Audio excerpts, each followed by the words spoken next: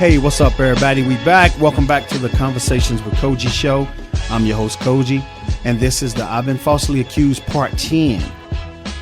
And this is number 10. So that's letting y'all know that, and believe me and Jeffrey are going to take this number as high as we can take it, because it's so many people that need to be heard and need to be spoken. But let me say this real quick coming in. I want to thank Jeffrey for everything that Jeffrey is doing. And y'all definitely got to hit Jeffrey's website. Y'all definitely got to support Jeffrey.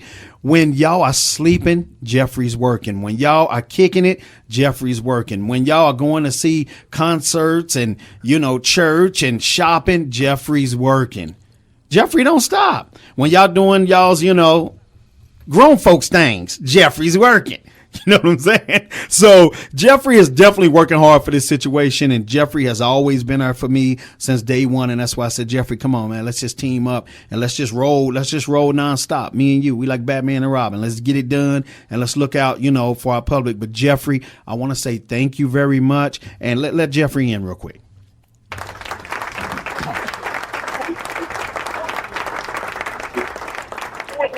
My brother from another. How you doing, Jeffrey? I'm great, Cogee. Happy to join your show as always. And you know what? This is our show. Me and you we definitely pulling it through, for the public and making it to where the public can be heard. But Jeffrey, I definitely want to tell you, thank you so much. Thank you for not giving up. Thank you for staying, just focused on seeing this through. And thank you for not being a bitter person. You are very happy and open person, far as knowing that this can happen to anybody. It happened to me. I know it can happen to anybody. And that's why I'm taking what money I have and, my connections and my love and my heart. And I'm trying to definitely help the community. And I just want to say thank you as a friend. Oh, thanks so much, Cogee. I appreciate your efforts as well. Right. And Jeffrey, what would you like to say before we go to a break, and then we're going to come back in, and we definitely going to get it in with you. And Jeffrey, we got MaryAnn on the phone with us right now, too. Well, that's awesome. I'm always happy to have other people join the conversation. I mean, I think when you add a lot of different people's perspective, I think that the audience is a clear winner. That's right, and we got the whole team is in with us right now. But they all will be saying hello to you when we come right back. But Jeffrey, I want you to take a minute, and I want you to tell our public and our listeners definitely why it's important to get with us and tell your story. You can be anonymous, just like our first guest was in the first hour. Why is it important to move with our movement? Because, just like it takes a variety of different entities to come together and cause a false accusation and culminating in a wrongful conviction, it takes all of us working together to undo it. This can happen to anybody. I'm proof of that.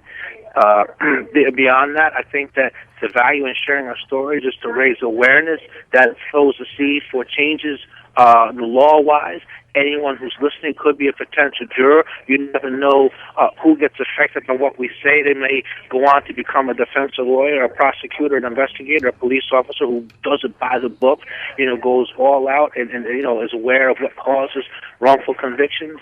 Maybe some of them go into politics, either as an elected official or as a staffer. You never know who you might set in motion to ultimately make that key crucial difference in a potential wrongful conviction case down the line that suddenly, justice intervenes and prevents. That's right. And what would you like to say to the young law students, Jeffrey, who are really on fire right now to help bring justice to the innocent? I would like to say to them that when you become admitted to the bar, go all out for your clients. Don't become jaded or worn down by the system. You never know, your clients could be innocent, and it's only through the advocacy, the steadfast advocacy, that wrongful convictions are cleared up. And even as students, find a clinic. A lot of law schools are partnered with Innocence Projects. Volunteer at those places, and you can help free some people even before you graduate and get admitted to the bar.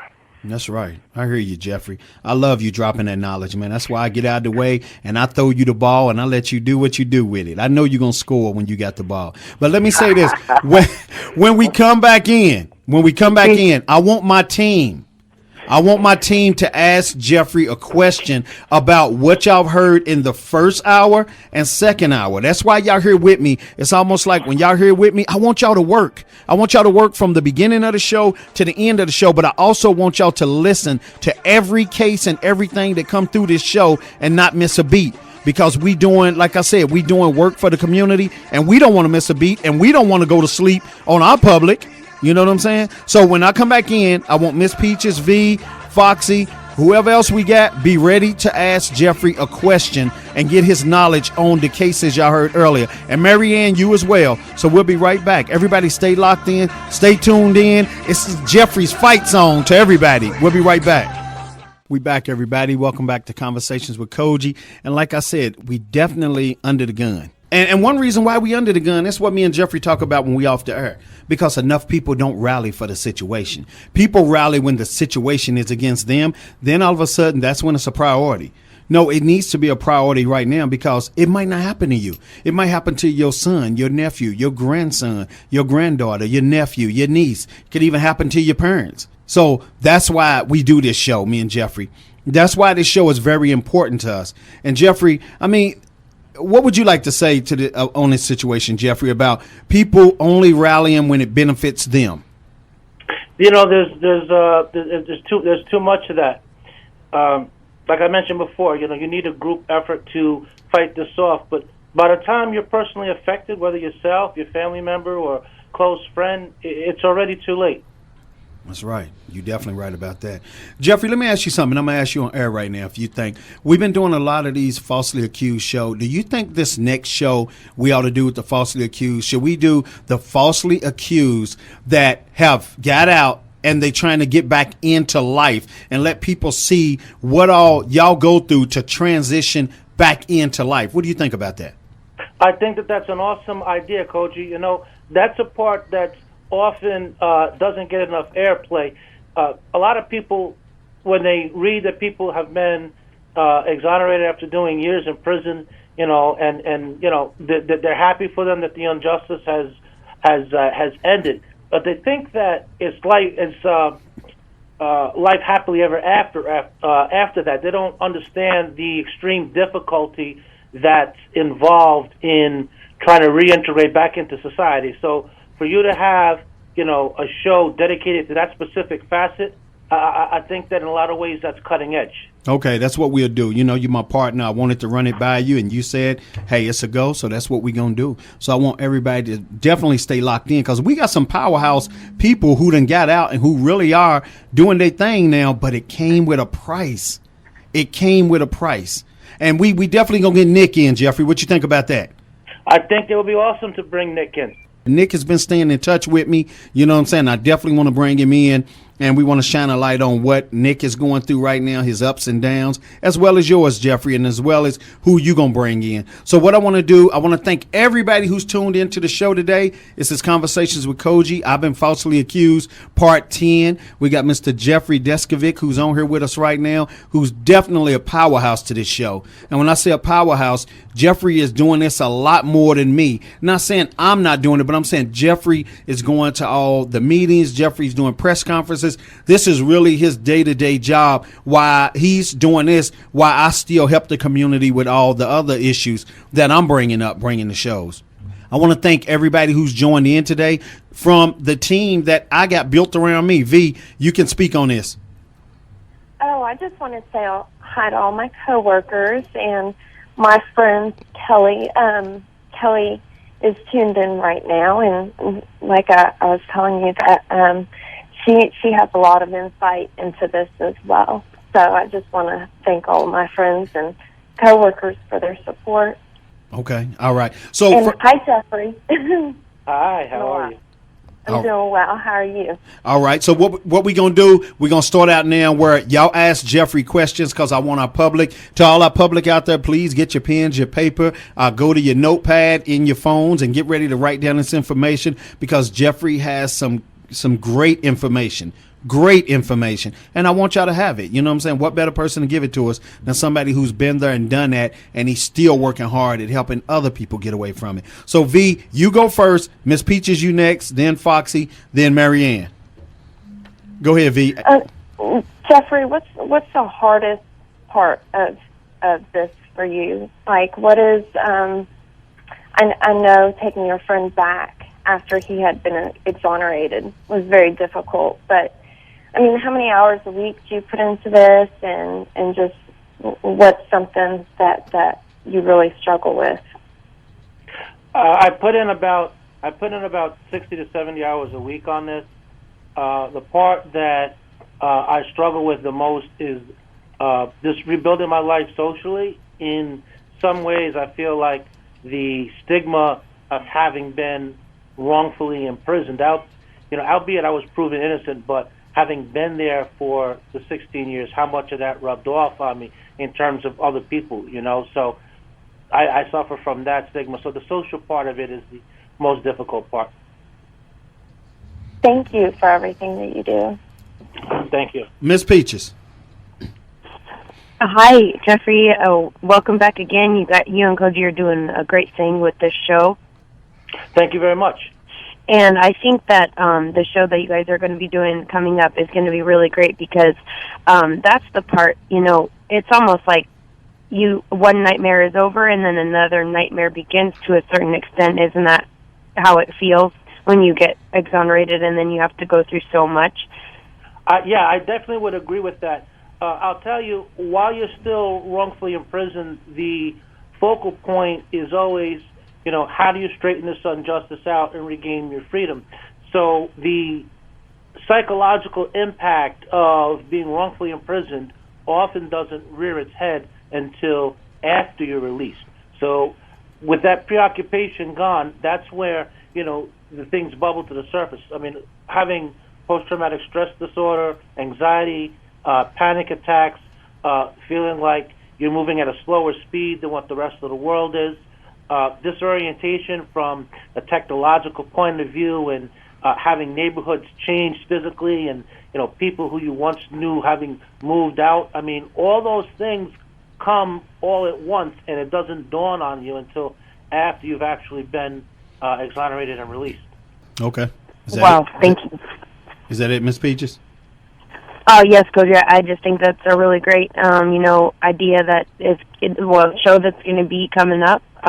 Because, like we heard Miss MaryAnn say last hour, when her son is exonerated, then he'll be taken off the list. But I seem to recall guest that we had previously, if you guys can help me out with that, my memory is failing me, that he was still on the list as a pedophile, and they weren't taking him off, and he was, working so hard to try to get his name removed, and yet he was still walking around with that burden. Right. Okay. Thank you, Miss Peaches. Miss MaryAnn. Yeah, Jeff, I think we might have spoken about this before, but when you were talking about the reintegration, it's our hopes with every step we're in the judicial system, that Mike will be coming home. Of course, we don't know when that date is, but what things, if any, can I do to try to help get him ready for his exoneration? I think discussing the differences in technology is important. I think catching him up on family affairs as far as the extended family, so that's another thing. I think probably the most important thing is that, for most people, myself included, when you're dreaming of becoming free through exoneration, you visualize this ideal life that you think you're coming home to, and in actuality, it's another struggle to try to put things together. So preparing them for that, I think, is really important. That's great advice. Thanks, Jeff. I really appreciate that. You got it, MaryAnn. Foxy. Hi, Jeffrey. I talked to you the other day. Yes, I remember. Oh, my daughter's going to still call you. But my question is to you.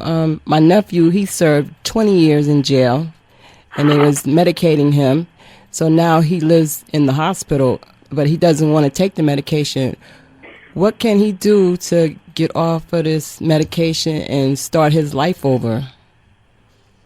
Well, there's an area of the law called mental hygiene law, and you can get an attorney through that. So I think that bringing an attorney to who can also make outreach to independent mental health experts, so that counter opinion to the people who are treating him, I think, could be powerful, particularly, if it's an involuntary. Is he an inpatient, by the way, or yeah, is he outpatient? Yeah, he's an inpatient. Yes, Yes, he's probably. I'm guessing he's probably there involuntarily. So, right. In order to win release, you would have to go to court and win that. Mm-hmm. And a key for that would be having a having a mental hygiene lawyer who will bring in an independent expert. Because you're going to have to try to counter the testimony of the doctors who want him to remain involuntarily committed and to take the medication, and that same doctor, the independent person, would have knowledge of the side effects of medication, which could be brought up to solidify objection, and also speak to whether or not medication of any form is absolutely essential or not to normal everyday functioning. So you're saying go to a medical hygiene lawyer? Mental hygiene lawyer. Mental yeah. hygiene lawyer. Mm-hmm. Do I Google that? You can run a Google search with that, sure. Okay. Thank you so much. You got it. All right. And Jeffrey, I want to say thank you too, because everybody I send to you, and they all go, man, that's really cool. He responds right back. He answers his phone and he gives us great advice. And I want to say thank you, man. Definitely, Jeffrey. You on your game, on the air and off the air. And I mean that. If I'm only Jeff Deskovic on the air, then I'm not really real, That's right. That's right, brother. You definitely right about that. Now, what I want to do, when we come back in, V got some statistics for us. We're going to take a break for a minute. And then after that, Jeffrey's going to bring us up to speed on what he's doing. But we also want to talk to MaryAnn for a minute, too, with Jeffrey. I want to talk to both of them for a second. So we're going to move fast. We're going to do 2 commercials right back in, and we're going to get the show moving. V, get ready with your statistics. And MaryAnn and Jeff, us three going to talk for a minute. And Miss Peaches, y'all be a part of it, too. All right, so you're listening to Conversations with Cogee. I've been falsely accused, part 10, and Mr. Jeffrey Deskovic, this is his hour right here, throwing down in the last hour like he does. Great information. Stay locked in, stay tuned in. We'll be right back. Hey, we back, everybody. Welcome back to Conversations with Cogee. Title of the show today, I've been falsely accused, part 10. In this hour, we got Mr. Jeffrey Deskovic, who's definitely bringing that heat and bringing that great information. And I love when he's on here with me. This is my teammate. This is somebody who definitely didn't say, hey, Cogee, I just want to help you. He said, what can I do to help you? And that's what we've been doing. We've been linking up, and he knows, hey, I'm a mirror of him, and I'll do the same for him as well. So that's why I say, when people say, oh, this is Cogee's show, no, this is our show. This is me and Jeffrey's show. Me and him definitely are pulling this weight together, and I do appreciate you, Jeffrey, again. Thanks so much, Cogee. Appreciate you as well. All right. So, V, bring us up to speed on the statistics real quick. Then, like I said, I want to go to MaryAnn. Me, her, and Jeffrey need to talk for a minute. Miss Peaches, if you got anything I need, let me know. Because, like I said, this last hour is a gumbo. But at the end, Jeffrey's got to have his time, to bring us up to speed. But whenever Jeffrey come in the last hour, I always want him to have time to talk to his public, which he wants to do that anyway, to answer any questions. But towards the end, he's got to have his time. So go ahead, V. Okay, according to, and correct me if I'm wrong, according to the Innocence Project, since 1989 when DNA testing began, 312 people in 36 states have been exonerated. Of those, 194 were African American, 94 were Caucasian, 22 Latinos, 2 Asian Americans, and only 25 states, as well as the District of Columbia, have enacted statutes to compensate the wrongfully convicted. So that means only approximately half exonerees are compensated. The statutes vary from state to state, and some require the exoneree to file a claim with the court, while others require a personal legislative bill. Texas provides the highest level of compensation, entitling exonerees up to $80,000 per year of incarceration and $25,000 per year for someone who's been exonerated that was on parole or a registered sex offender. Texas also provides social services such as tuition at a public institution. So that's what I've gathered. Okay, thank you very much. And you know what, V, I want to definitely thank you. You all the way across the world, but you call in and you definitely bring us great information. You and Miss Peaches, I'm so happy to have y'all with me. And like I said, Foxy, she's on her game too. And everybody who calls in, thank y'all all. So I want to go to Miss Peaches. Do you have anything for us? You need me to come back to you? Yes, could you please come back to me? Thank you. Okay, so I want to go to MaryAnn real quick. MaryAnn, can you tell us about the Freedom March? Yeah, this year we'll hold our 6th annual Freedom March for the wrongfully convicted. And what we're trying to do, and we're honored this year that Jeffrey Deskovic will be our keynote speaker again.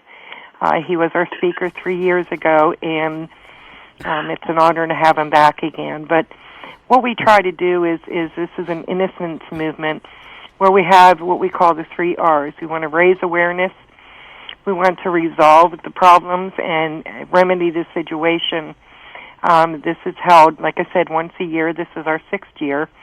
And it's a gathering of other people that are wrongfully convicted, the public. We try to get as much of the public that we can there so that they can understand the issues and understand what causes this.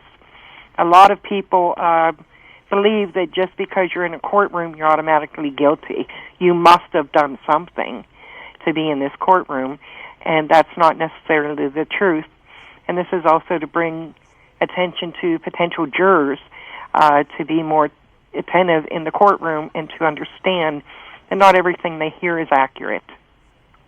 That's right. You're definitely right about that. So, hey, everybody, I definitely want y'all to support that. Do you got a website, MaryAnn? I do. It's www.freedommarchusa.org. Okay. And I definitely have it on our website as well. That's fantastic. Thank you so much. Oh, no problem. Now, I want to ask you, Jeffrey, with this whole situation, why is it important, for everybody to, be a part of what MaryAnn's trying to do as well? Because politicians rarely do things because it's the right thing to do morally, or it makes good. It makes good sense. It's only when getting votes, getting reelected, getting elected in the first place is linked to the passage or non-passage of legislation that we can get them to do anything. So the better turnout we get, the more we can demonstrate to the state legislature that this issue of wrongful convictions matters to the people, and they better take some action before we vote for their political opponents. That's right. I hear you. You're definitely right about that. So, Jeffrey, I want you to go ahead and bring us up to speed. Jeffrey, what you been up to? I've been seeing on the Facebook, you've been going to a lot of different meetings. I mean, you got some great things that's been going on for you. Can you bring us up to speed? And then I'll just come back to Miss Peaches when you finish. Absolutely. I made my first international foray. I was brought into Canada, specifically the state of New Brunswick. I spoke at St. Thomas University. The auditorium, which held 400 people, was not only filled to capacity, but there was a standing room only in the back. Another 40 or 50 people were there. I was told afterwards that there were several judges and prosecutors that were in the audience, so they had a chance to hear the message. While in Canada, I did a radio interview on CBC Radio. Beyond that, we have an event coming up here at the John Jay College of Criminal Justice in New York on the 19th at from 9 in the morning to 12:30. I'm going to be on a panel discussion discussing the practical implications of reintegrating into society after having been wrongfully convicted. The New York State Attorney General will be our keynote speaker, so that's going on at John Jay.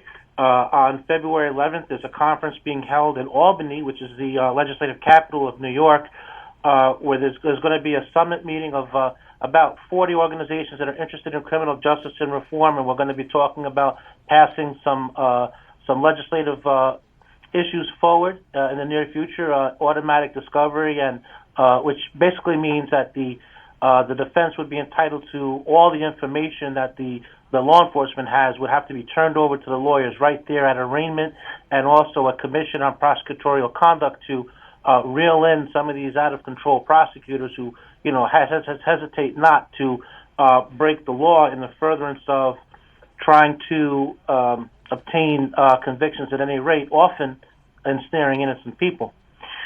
So beyond those events, I'm also on my way to Florida.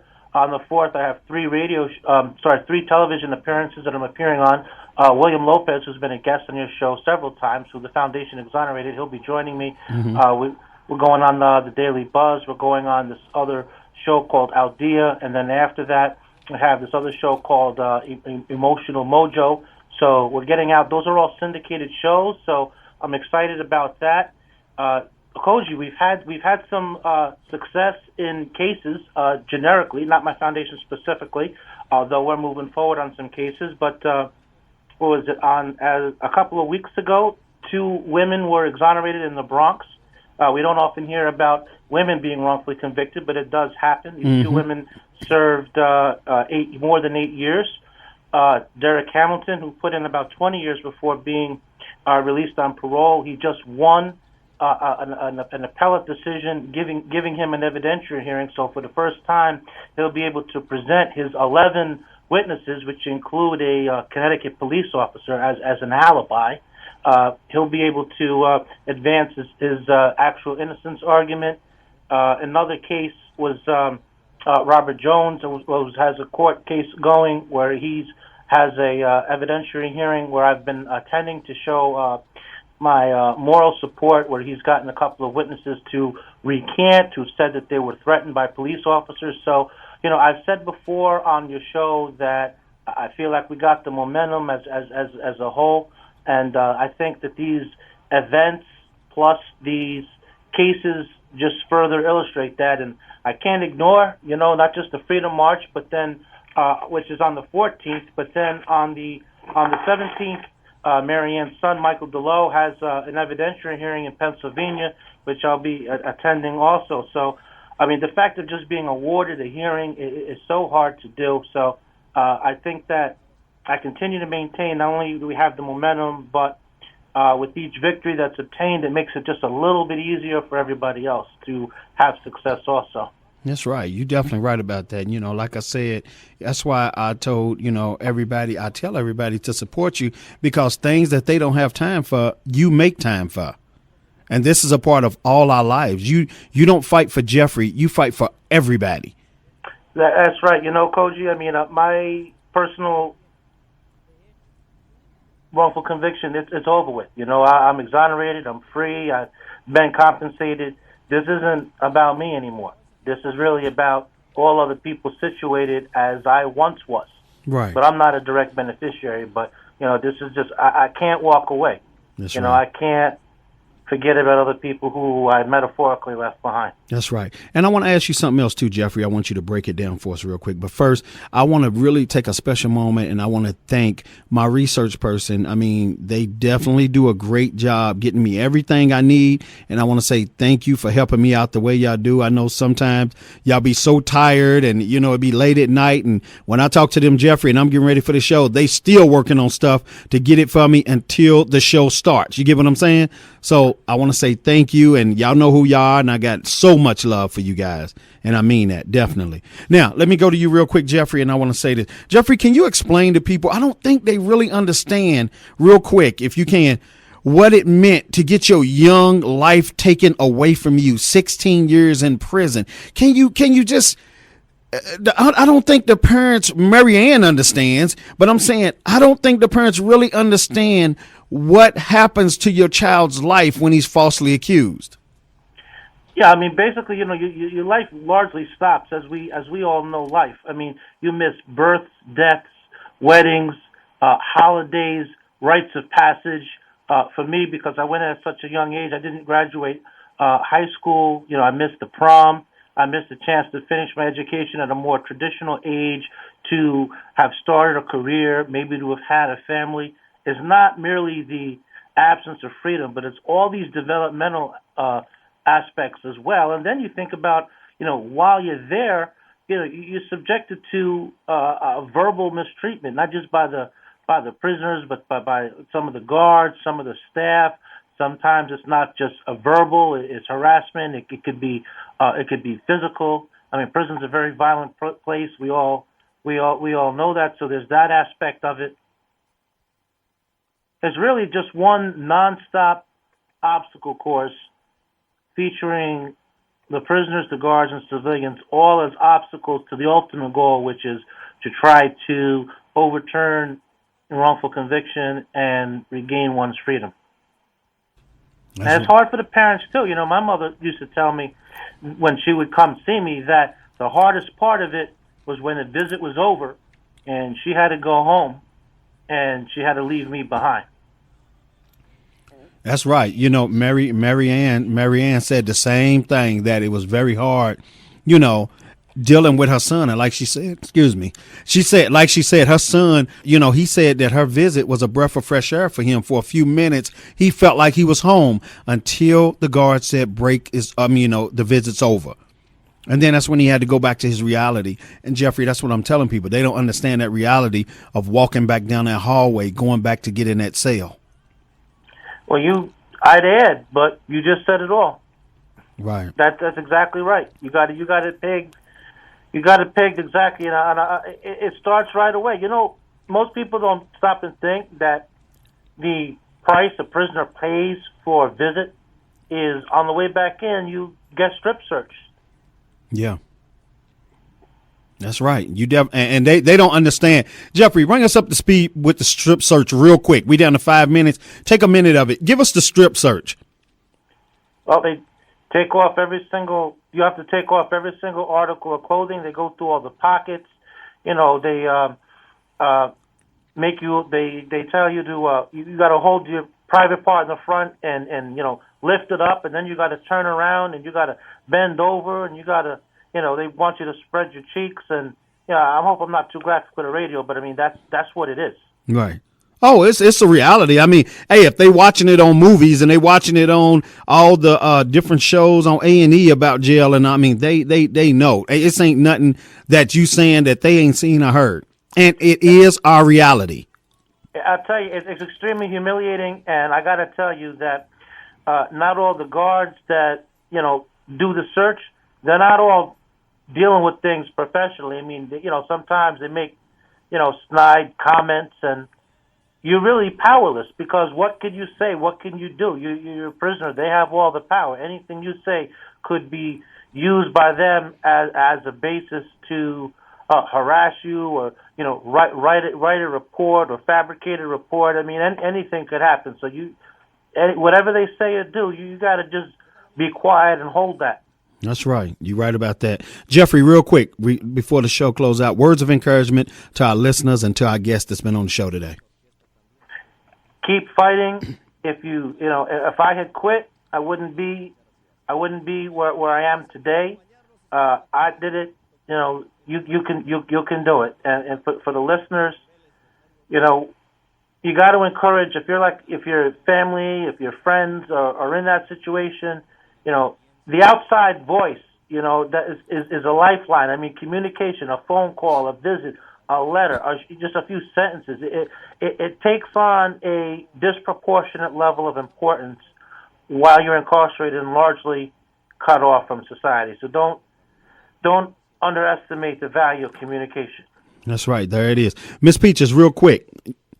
Okay, I have two things. It's crazy that Jeffrey brought this up about the women convictions.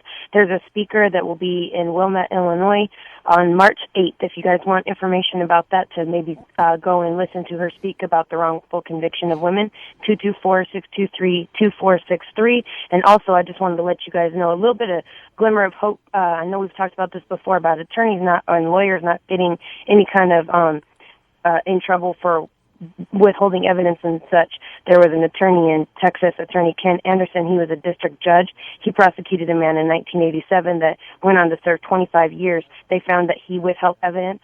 So he only spent 9 days in jail. That's not a big deal at all, but he did have to resign from the bench and surrender his law license. So I just want to let you guys know they are starting to, go back and crack down on lawyers. So hopefully more people will get what they deserve for doing the wrong thing.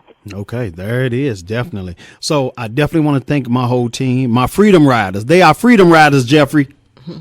Absolutely. That's right, definitely. So I want to thank, everybody that listens to the show. I want to thank everybody around the world that checks out this show, and everybody that writes me, man, some really nice stuff. You know what I'm saying? And people that, write me some bad stuff. God bless y'all too. Y'all work it out, I guess. You know what I'm saying? Y'all see eventually my heart's in a good place. We don't do this for ratings, me and Jeffrey. We do this for real. You know what I'm saying? So I just want to say, to MaryAnn, we love you. We really care about you, and we always here for you. Thank you so much. Thank you for giving us the voice we need. Oh, you know what? You're more than welcome. You're more than welcome. And I want to say, tell your son, like I said, get me his information. I'll write him. And to everybody out there, I want to say, keep y'all's head up. Know life is real. Support people that y'all really know and see that need this help. This ain't no joke. That's why I do these shows live and right in front of you where you can hear it and you can feel the pain from these parents and different people. This is a real game that's going on right now. And it is a game, and we set up to lose. So to everybody out there, remember, God don't only love one of us. He loves us all. So don't let nobody make you feel like they better than you. All right. So much love to you guys. I'm looking forward to doing this show next week. We got another great show coming up. Jeffrey, I got love for you. And to all the listeners out there, be safe, be smart. Think once, think twice. We out, baby.